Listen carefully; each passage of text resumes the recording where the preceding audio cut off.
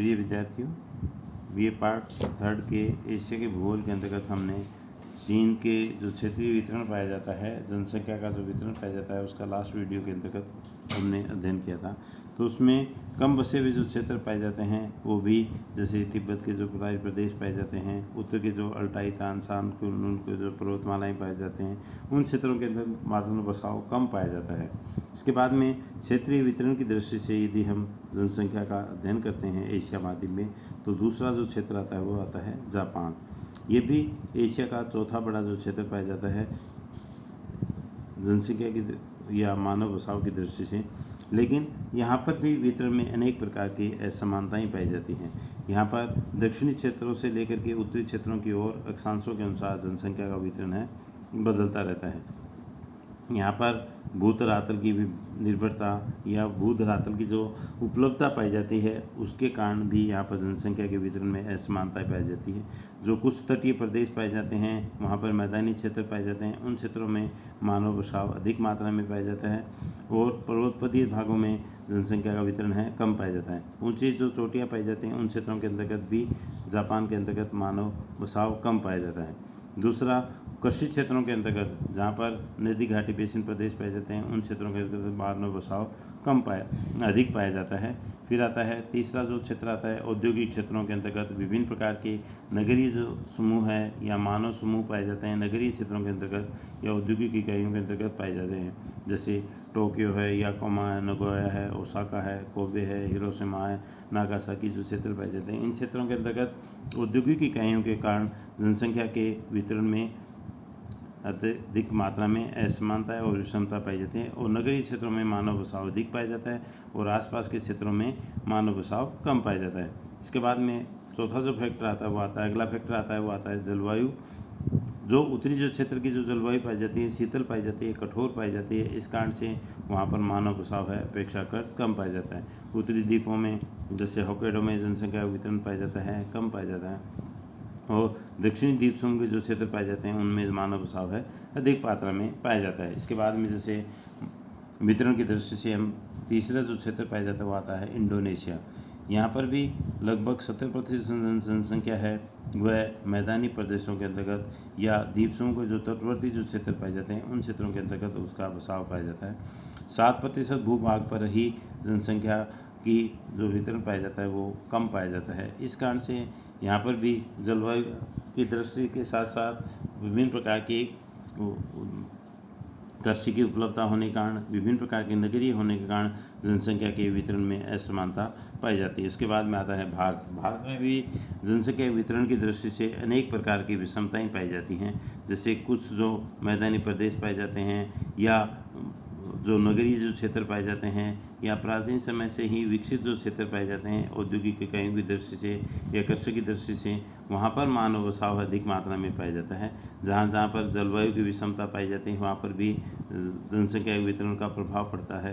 तो जो क्षेत्र नदी घाटी बेसिन प्रदेश पाए जाते हैं, औद्योगिक क्षेत्र पाए जाते हैं, वहाँ पर मानव बसाव अधिक मात्रा में पाया जाता है और जिन क्षेत्रों के अंतर्गत भौगोलिक दशाएं हैं, उपयुक्त नहीं हैं, पर्वतीय क्षेत्र हैं, पठारी क्षेत्र हैं, वहाँ पर मानव बसाव या मरुस्थलीय जो क्षेत्र पाए जाते हैं उन क्षेत्रों के अंतर्गत या ऊंचे पर्वतीय जो प्रदेश पाए जाते हैं वहाँ पर मानव बसाव का वितरण या मानव का जो वितरण, जनसंख्या का जो वितरण पाया जाता है वह कम पाया जाता है।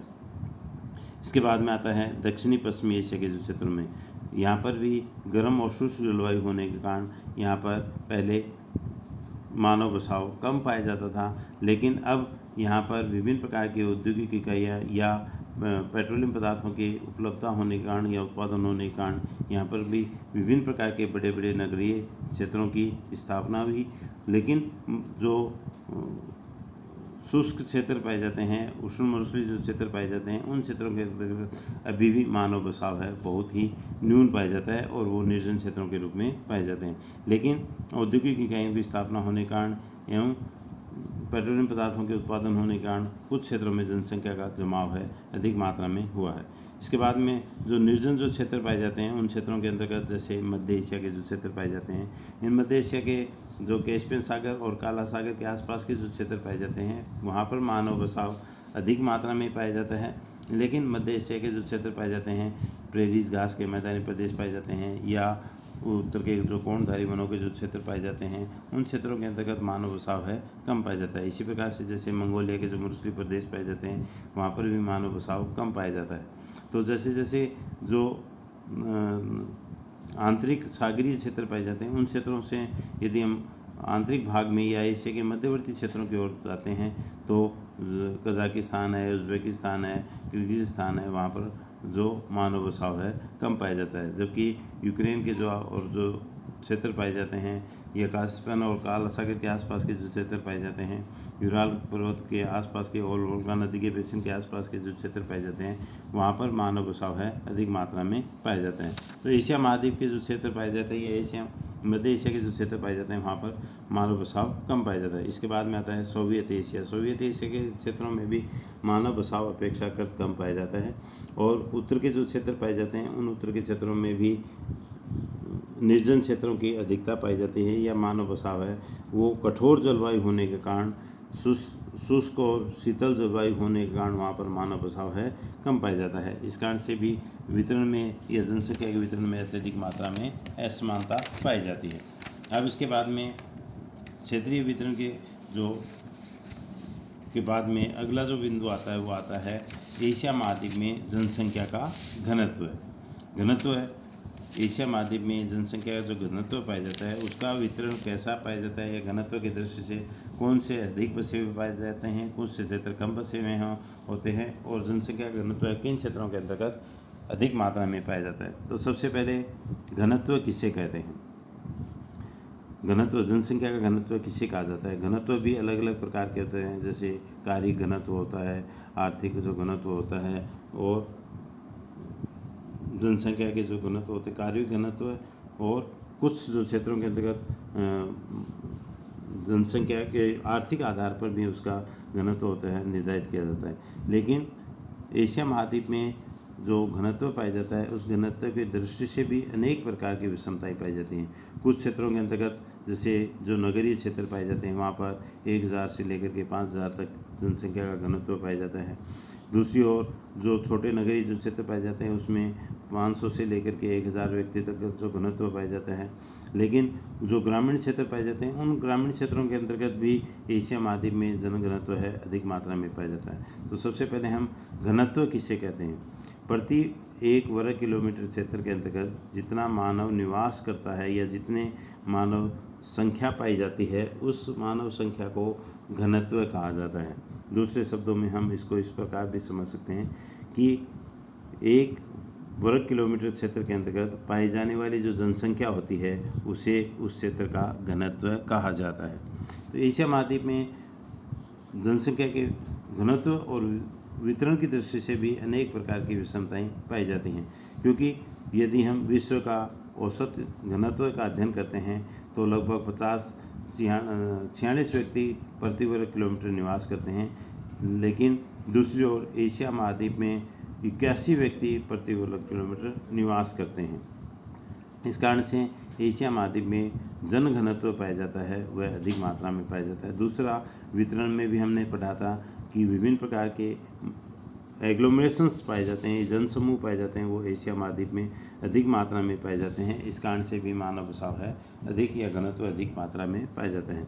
दूसरा, एशिया महाद्वीप में क्षेत्रीय वितरण की दृष्टि से तथा विभिन्न प्रकार के राज्यों एवं देशों में घनत्व के आधार पर और वितरण की दृष्टि से हम इसे 3 भागों में विभाजित कर सकते हैं, जिसे अधिक जनघनत्व वाले प्रदेश, मध्यम घनत्व वाले प्रदेश तथा बहुत कम घनत्व वाले प्रदेश।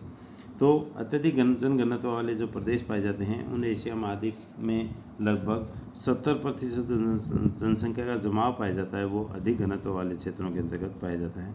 यहाँ पर 100 व्यक्तियों से अधिक जनघनत्व है उसके अंतर्गत पाया जाता है।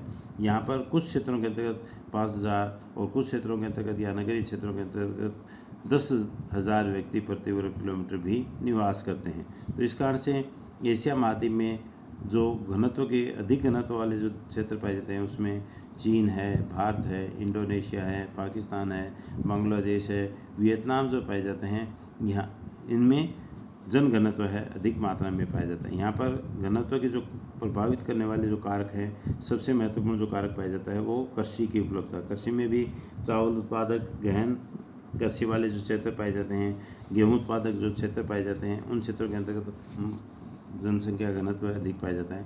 दूसरा, जलवायु की अनुकूलता, उष्ण और आर्द्र जलवायु तथा शीतोष्ण जलवायु की उपलब्धता होने के कारण।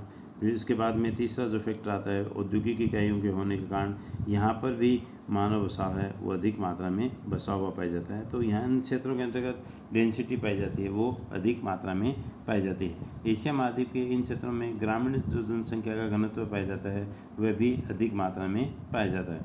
दूसरा आता है मध्यम घनत्व वाले प्रदेश। एशिया महाद्वीप में मध्यम घनत्व वाले प्रदेशों की श्रेणी के अंतर्गत हम जिन क्षेत्रों के अंदर 50 व्यक्ति से 100 व्यक्तियों तक प्रति वर्ग किलोमीटर निवास करते हैं उन क्षेत्रों को इसके अंतर्गत रखते हैं। तो एशिया महाद्वीप का लगभग 22% जो क्षेत्र पाया जाता है वो इस श्रेणी के अंतर्गत आता है। इसमें जैसे म्यांमार पाया जाता है, थाईलैंड पाया जाता है, मलेशिया पाया जाता है, टर्की पाया जाता है, नेपाल है, कंबोडिया है, सीरिया के जो क्षेत्र पाए जाते हैं, इन क्षेत्रों के अंतर्गत मध्यम घनत्व वाले इकाइयाँ हैं या मध्यम घनत्व वाली जनसंख्या पाई जाती है। लेकिन इन क्षेत्रों में भी कृषि के विकास होने के साथ साथ औद्योगिक और पशुपालन जो क्रियाएँ होती हैं अधिक होने के कारण यहाँ पर भी मध्यम घनत्व पाया जाता है। और कुछ क्षेत्रों के अंतर्गत अधिक घनत्व वाले प्रदेश भी पाए जाते हैं, जैसे मलेशिया, थाईलैंड और म्यांमार के जो क्षेत्र पाए जाते हैं, वहाँ के जो नगरीय जो क्षेत्र पाए जाते हैं उनके अंतर्गत जनसंख्या का बसाव है अधिक मात्रा में पाया जाता है। दूसरा जो महत्वपूर्ण कृषि है, पशुपालन है, उसके कारण भी यहाँ पर जनसंख्या घनत्व है अधिक मात्रा में पाया जाता है। इसके बाद में तीसरा जो क्षेत्र आता है वो आता है कम घनत्व वाले प्रदेश। तो एशिया महाद्वीप के जो लगभग 8% भूभाग पर ही कम घनत्व वाले इकाइयाँ हैं या कम घनत्व वाला जो क्षेत्र है पाया जाता है। यहाँ पर प्रति वर्ग किलोमीटर जो जनसंख्या का वितरण पाया जाता है वह 50 से कम पाया जाता है। इसमें यहाँ की धरातल का या उच्चावच का अत्यधिक मात्रा में प्रभाव पड़ता है। दूसरा, जलवायु का प्रभाव पाया जाता है। तीसरा, यहाँ पर विभिन्न प्रकार के मानव बसाव के लिए अनुकूल भौगोलिक दशाएं नहीं होने के कारण भी ये जो क्षेत्र है निर्जन श्रेणी के अंतर्गत आता है या बहुत ही कम बसे हुए क्षेत्रों के अंतर्गत इसे रखा जाता है। जैसे पश्चिमी एशिया के जो मरुस्थलीय क्षेत्र पाए जाते हैं था अरब का जो मरुस्थलीय प्रदेश पाया जाता है, वहाँ पर कठोर जलवायु होने के कारण वहाँ की धरातल की अत्यधिक रेतीली मिट्टी होने के कारण वहाँ पर विभिन्न प्रकार की जो भौगोलिक दशाओं की या भौगोलिक असुविधाएँ होने के कारण वहाँ पर मानव बसाव कम पाया जाता है। फिर आता है एशिया महाद्वीप के मध्यवर्ती और उत्तरी तथा मध्यवर्ती जो क्षेत्र पाए जाते हैं, जहाँ पर शीतोष्ण कटिबंधीय मरुस्थलीय प्रदेश, शीतकाल कठोर और अत्यधिक मात्रा में ठंडा तथा ग्रीष्मकाल में भी कम वर्षा के कारण वहाँ पर मानव बसाव है नहीं पाया जाता है। इसी प्रकार से उत्तर के जो कोणधारी वन प्रदेशों के क्षेत्र पाए जाते हैं उन क्षेत्रों के अंतर्गत तथा ध्रुवीय जो प्रदेश पाए जाते हैं जैसे ओबियन सिलिना के जो क्षेत्र पाए जाते हैं, नदियों के बेसिन प्रदेश पाए जाते हैं, उन क्षेत्रों के अंतर्गत भी मानव बसाव या जनसंख्या का घनत्व है कम पाया जाता है। यहाँ पर केवल कुछ जो क्षेत्र पाए जाते हैं वहाँ पर 10 से कम व्यक्ति भी प्रति वर्ग किलोमीटर निवास करते हैं। इस कारण से यहाँ पर बहुत ही निर्जन और कम बसे हुए जो क्षेत्र हैं पाए जाते हैं। इस कारण से भी यहाँ पर जनसंख्या का घनत्व पाया जाता है बहुत कम पाया जाता है। इसके बाद में अगले टॉपिक के अंतर्गत हम पढ़ेंगे एशिया महाद्वीप में जनसंख्या की वृद्धि।